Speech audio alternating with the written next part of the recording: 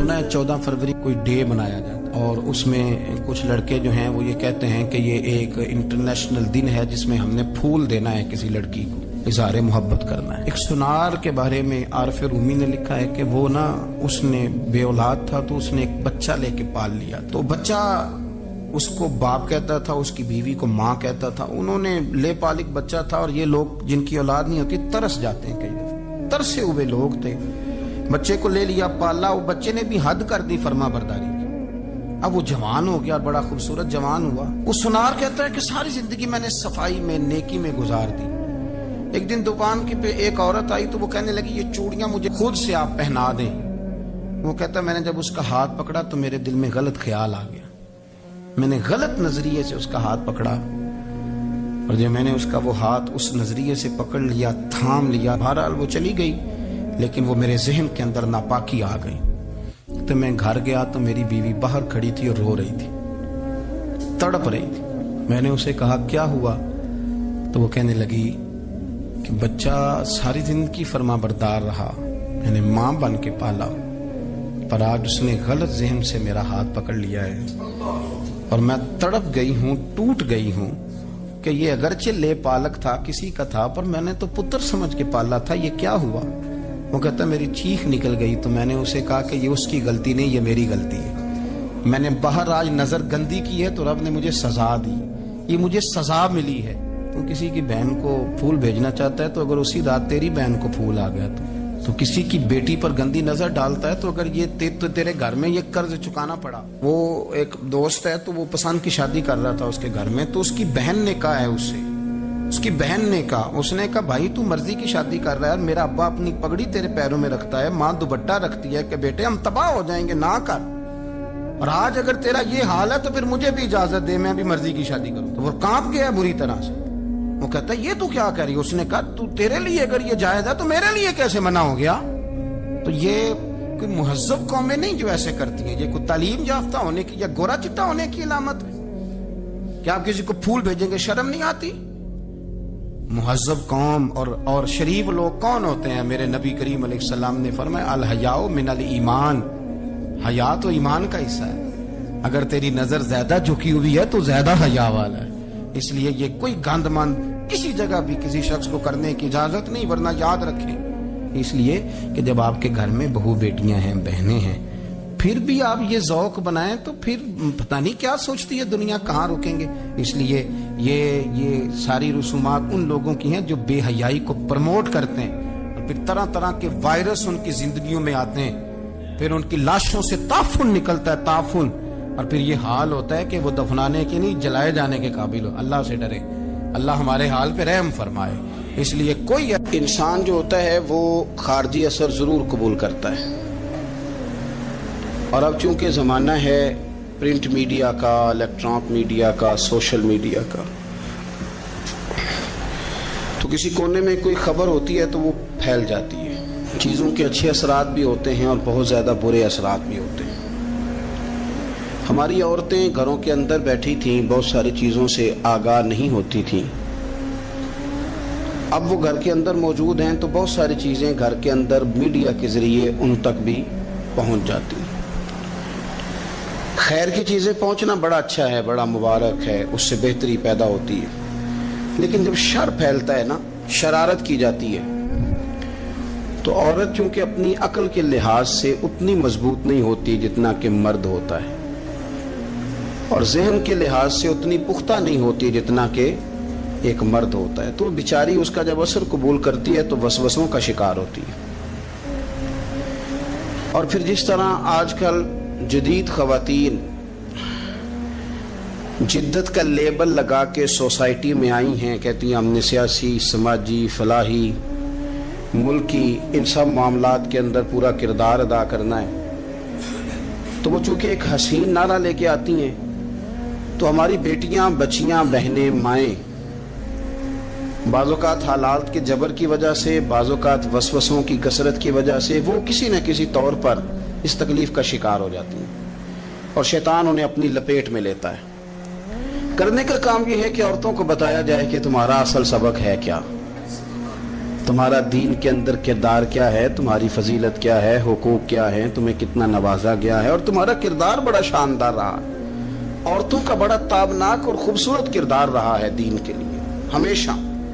بلکہ جتنے لوگ دین کے لیے تیار ہوئے، عالم ہوں، مجاہد ہوں، غازی ہوں، استاد ہوں، حافظ ہوں، ان سب کو تیار کرنے والی مائیں ہیں، اور وہ پوری جد و جہد کے ساتھ بھیجتی، تیار کرتی، محنت کرتی۔ انہوں نے ان کی تیاری میں بھی اور آبیاری میں بھی خوب کردار ادا کیا۔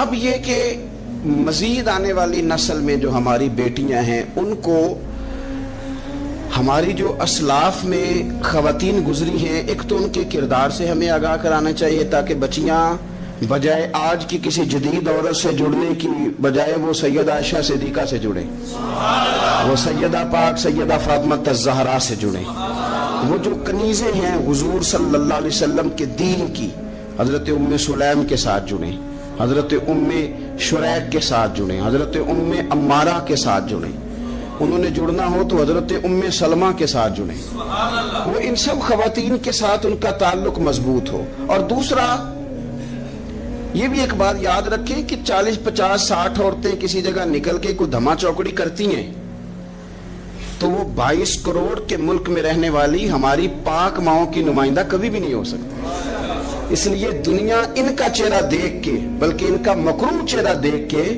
ہمارے گھروں میں حیا کا پردہ پہن کے بیٹھنے والی عورتوں کو اس پر کبھی بھی وہ قیاس نہ کریں۔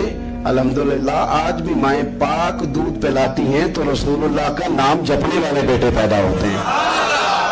تو اس لیے کوئی ایسی مایوسی، کوئی ایسی کمزوری، کوئی یہ نمائندہ نہیں ہے۔ یہ تو چونکہ دنیا میں ہمارے ہاں ہوتا یہ ہے کہ کوئی بندہ کوئی فضول بات کرتا ہے تو میڈیا اس کو کوریج زیادہ دیتا ہے، تو لوگ سمجھتے ہیں پتہ نہیں کیا ہو گیا۔ ایسی کوئی بات نہیں ہے، یہ تو چند لوگ ہیں، وظیفہ خار ہیں، خریدے ہوئے لوگ ہیں، اور ان کو جان بوجھ کے لا کے یہاں مسلط کیا جاتا ہے۔ معاذ اللہ پاکستان کی شکل دکھانے میں کچھ اپنے اس میں ملوث ہوتے ہیں تاکہ بگڑی ہوئی صورت لوگوں کے سامنے پیش کی جائے۔ یہ وطن ہے داتا علی اجویری کا اور بابا فرید الدین مسعود گنج شکر کا، یہ اللہ والوں کا وطن ہے، یہ حضرت محدث اعظم پاکستان کا وطن ہے۔ اس کے اندر اس طرح کے لوگ کس طرح پنپ سکتے ہیں؟ ان کا وجود نہیں۔ تو قرآن حکیم نے ہمیں کہہ دیا کہ جو بھی نیک عمل کرے وہ مرد ہو یا عورت ہو، تخصیص کوئی نہیں، ہو مومن، مرد ہو چاہے عورت ہو، فَلَنُحْيِيَنَّهُ حَيَاةً طَيِّبَةً، ہم اسے پاکیزہ زندگی عطا فرمائیں گے۔ اللہ کے پیارے رسول صلی اللہ علیہ وسلم نے ارشاد فرمایا، حضور علیہ السلام ارشاد فرماتے ہیں کہ مختصر سی بات ہے، مسند امام احمد بن حنبل میں، انسان کے لیے جنت میں چلے جانا نا بہت بڑی کامیابی ہے۔ کیوں؟ اس لیے کہ اللہ کا دیدار بھی جنت میں اور مدینے والے محبوب کا قرب بھی جنت میں نصیب ہوگا۔ رسول کائنات علیہ السلام کے قرب میں بھی جگہ وہی جنت میں ملے گی، وہیں سب اللہ والوں کی زیارت ہے، وہیں سب کے لیے انعامات ہے، وہیں سب کا بسیرا ہے۔ قرآن مجید نے کہا اصحاب الجنتی هم الفائزون، اصحاب الجنتی هم الفائزون، یہ جو جنتی ہیں یہ کامیاب لوگ ہیں۔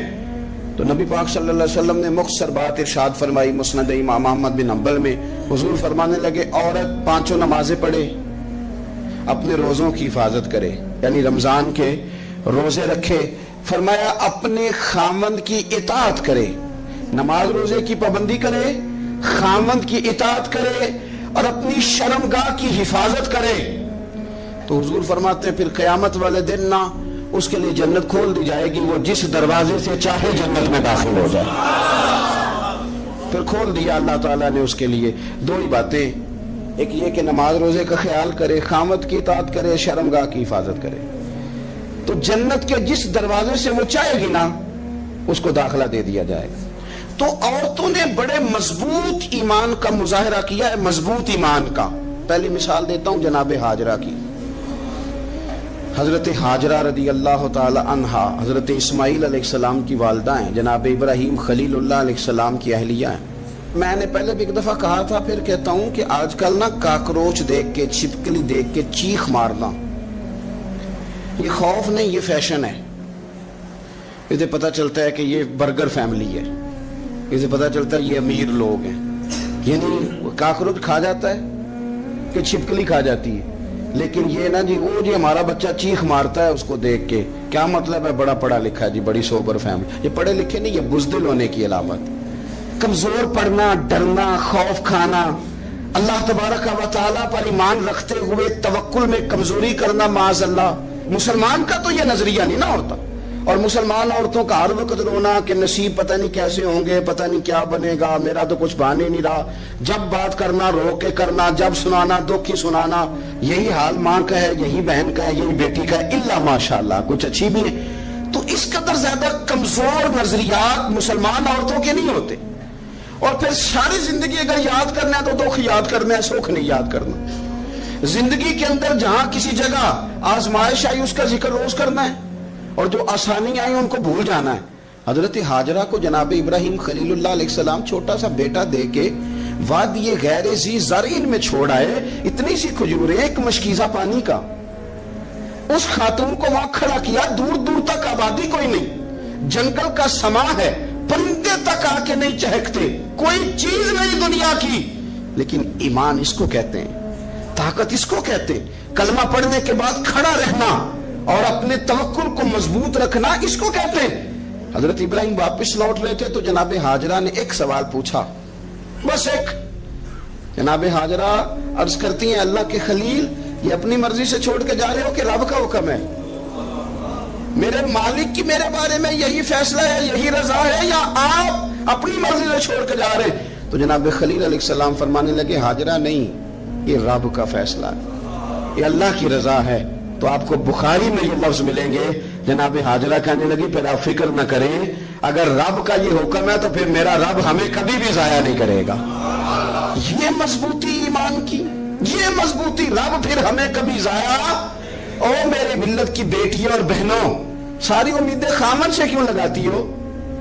ساری امیدیں بیٹے اور بھائی سے کیوں لگاتی ہو؟ ساری امیدیں دنیا سے کیوں لگاتی ہو؟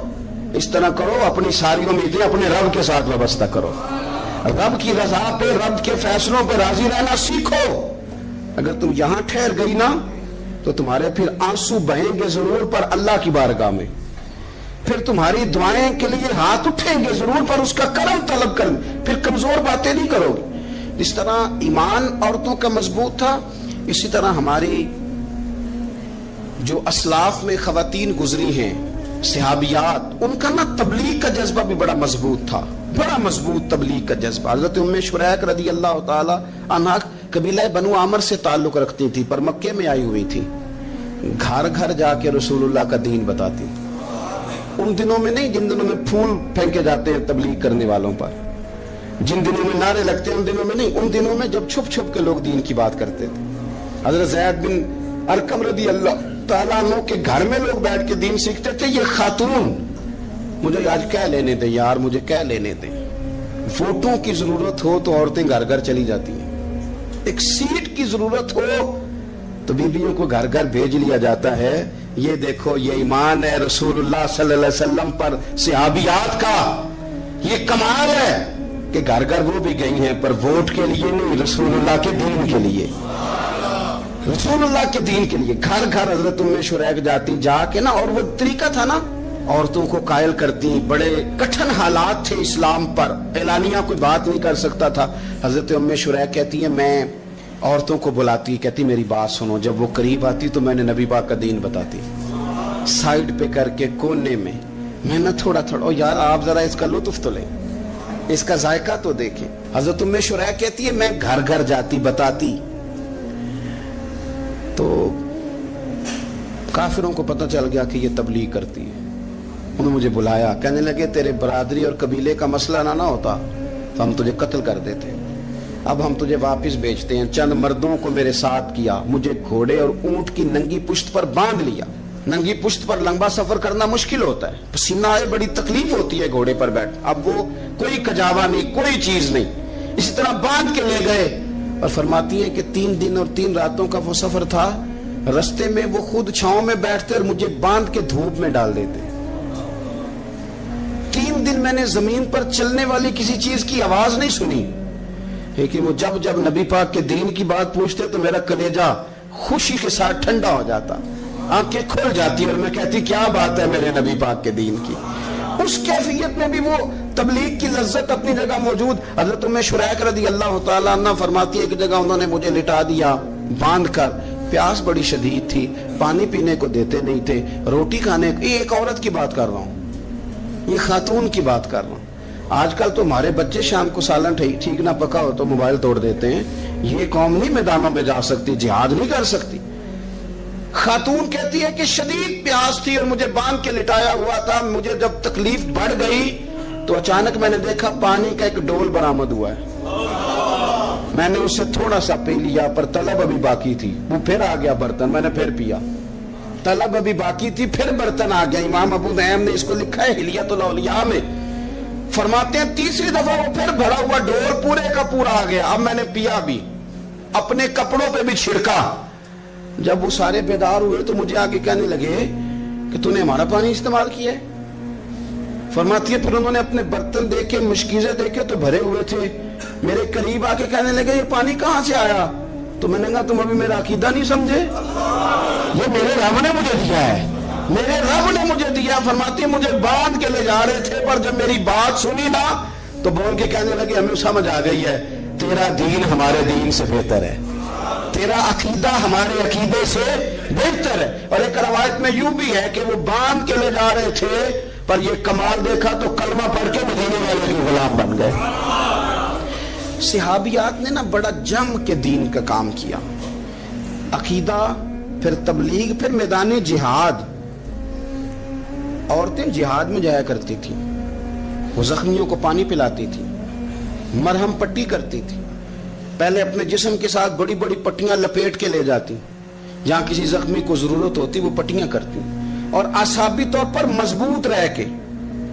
میدان کے اندر جہاد وہ بندہ کرتا ہے جو یقین کامل کی دولت جسے نصیب ہو, جسے پتا ہو کہ یہ میں مروں گا تو میرا مرنا رائے گا نہیں, اللہ مجھے شہادت کا درجہ عطا فرمائے گا. لیکن اگر یہیں سے بندہ اپنے آپ کو مطمئن نہ کر سکے تو میدان میں جائے گا. یقین کامل ہو, اگر ہو یقین کامل پیدا تو پھر کٹ جاتی ہیں زنجیریں, پھر انسان آگے مضبوطی سے آگے بڑھتا ہے. نبی پاک صلی اللہ علیہ وسلم جب جہاد کے لیے تشریف لے جاتے نا تو عورتوں پر کسی نہ کسی شخص کو نمائندہ بنا کے چھوڑ کے جاتے تھے. ایک دفعہ مولا علی شیر خدا کو بھی چھوڑ کے گئے, حضرت عبداللہ ابن مکتوم رضی اللہ تعالیٰ عنہ کو بھی ایک دفعہ چھوڑ کے گئے. ایک موقع پر نا حضور نے عورتوں کو ایک جگہ پہ چھوڑا پیچھے, تو وہ قلعہ تھا حضرت حسان بن ثابت رضی اللہ تعالیٰ عنہ, بڑا مضبوط قلعہ تھا. اس قلعے کے اندر خواتین ساری محفوظ کر کے ان کو وہاں بٹھا دیا گیا. حضور جہاد کے لیے چلے گئے. اب وہاں قلعے میں عورتوں کو اس لیے رکھا گیا تھا کہ یہاں یہودی بھی ہیں, تو ایسا نہ ہو کہ ہم باہر لڑیں تو وہ اندر سے کوئی شرارت کر دیں, لہذا عورتیں محفوظ رہیں. حضرت حسان بن ثابت رضی اللہ تعالیٰ عنہ کی ڈیوٹی تھی تلوار لے کے حفاظت کرنے کی, تو ایک یہودی آ گیا.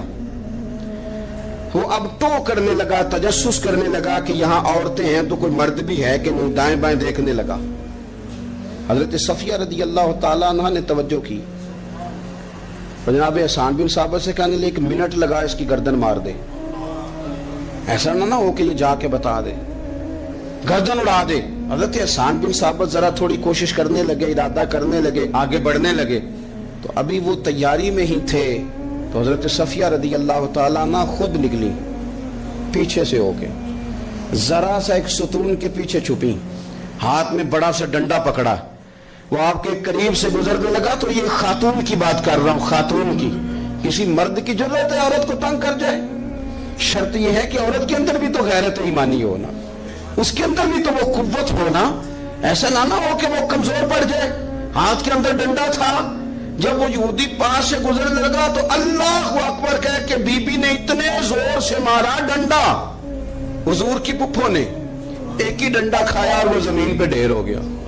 حضرت صفیہ نکلی اور جناب حسان بن ثابت سے کہنے لگی مجھے آتی ہے شرم, چونکہ جب کسی کو مار دیا جائے تو اس کا مال مال غنیمت ہے نا کافر کا, اب اس کی زرہ اتارنی ہے, اس کی تلوار لینی ہے. فرمایا مجھے شرم آتی ہے, وہ مرد ہے, اس طرح کرو مار میں نے دیا ہے, سامان تم اتار کے لے آؤ. یہ قوت تھی مسلمان عورتوں کے اندر, یہ شوق تھا, یہ جذبہ تھا. ہمارے ہاں نا وہ روز روز کی کمزوریاں, عورتوں کا روز آنسو بہانا اور جہاں بھی سنانا دھوکھی سنانا, اس نے انہیں کمزور کر دیا ہے. آپ کے ذہن پہ چیزیں سوار ہو جاتی ہیں نا، تو یہ جو مرد زیادہ رہتے ہیں نا عورتوں کے ساتھ، زیادہ وقت گزارتے ہیں، زیادہ داستانیں سنتے ہیں، ان میں وہ ساری چیزیں پیدا ہو جاتی ہیں۔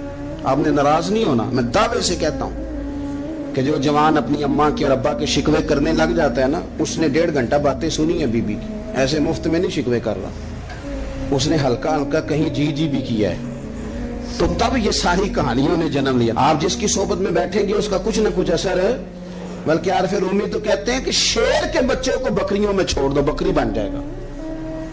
شیر کے بچے کو بکریوں میں چھوڑو، وہ بکری ہے، اس لیے کہ شیروں کی صحبت بندے کو شیر بناتی ہے۔ تو جب بیٹھنا ہی نہیں ہے، باتیں سارا دن یہ والی سننی ہے، ہر وقت رہنا ہی اسی داستان میں، پھر کمزور باتیں، پھر اپنے ماضی کے دکھ، پھر پتہ نہیں کیا۔ آپ نے ناراض نہیں ہونا، میں بعض جوانوں کی باتیں سن کے میرا دل کرتا ہے کہ اسے کہوں یار تو کیا بات کر رہا ہے، اپنا قد دیکھ، تو اپنی عمر دیکھ، رب نے تجھے مرد بنایا ہے، تو کمال آدمی ہے، تو کھڑا ہو۔ اگر اس طرح امت مسلمہ کے نوجوان رہیں گے تو میدانوں میں کس سے نکلنا ہے؟ بات بات پہ رو جانا، بات بات پہ سہم جانا، حالات کے سہمے ہوئے لوگوں کو بتا دو حالات بدل جاتے ہیں، ایک جیسے نہیں رہتے۔ آپ کی طبیعت میں دلیری اور وقار ہونا چاہیے۔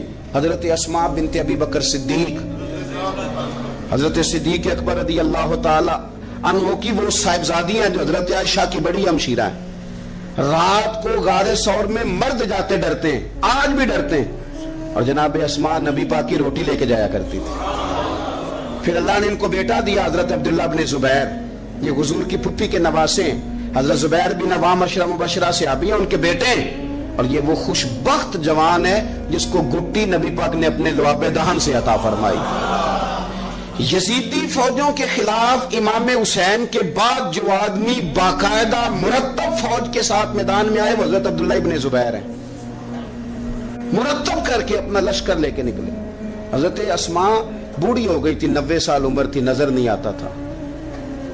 حضرت عبداللہ ابن زبیر جب لڑے یزیدی فوجوں کے خلاف تو کچھ ساتھی شہید ہو گئے، کچھ کے قدم پیچھے ہٹ گئے۔ حضرت عبداللہ ابن زبیر ماں کے پاس آئے اور ماں سے آ کے کہتے ہیں اماں میرے کچھ ساتھی کمزور پڑ گئے، کچھ شہید ہو گئے، اور یہ بڑے سخت لوگوں کی فوج سے ہمارا مقابلہ ہے، تو اس وقت تیرے ساتھ کوئی خدمت گزار نہیں، میں تیرا اکیلا سہارا ہوں، ماں تو بتا میں کیا کروں، آگے جاؤں کہ واپس مڑوں؟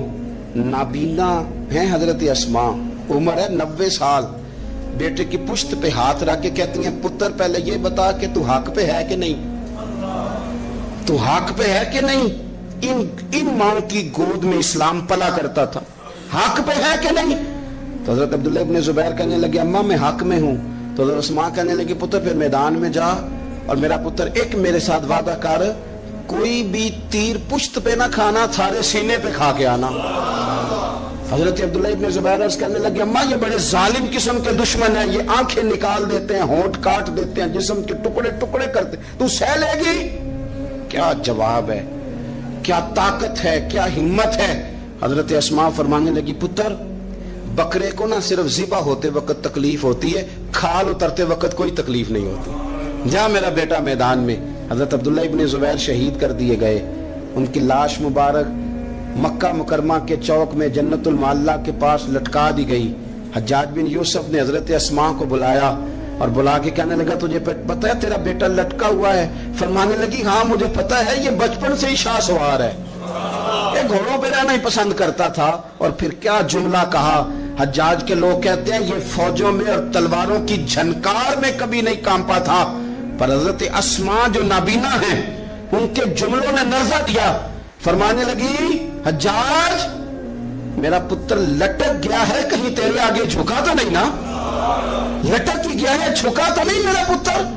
14 دن تک لٹکے رہے، لاش مبارک لٹکی رہی، لیکن حضور کا لعاب دہن تھا نا،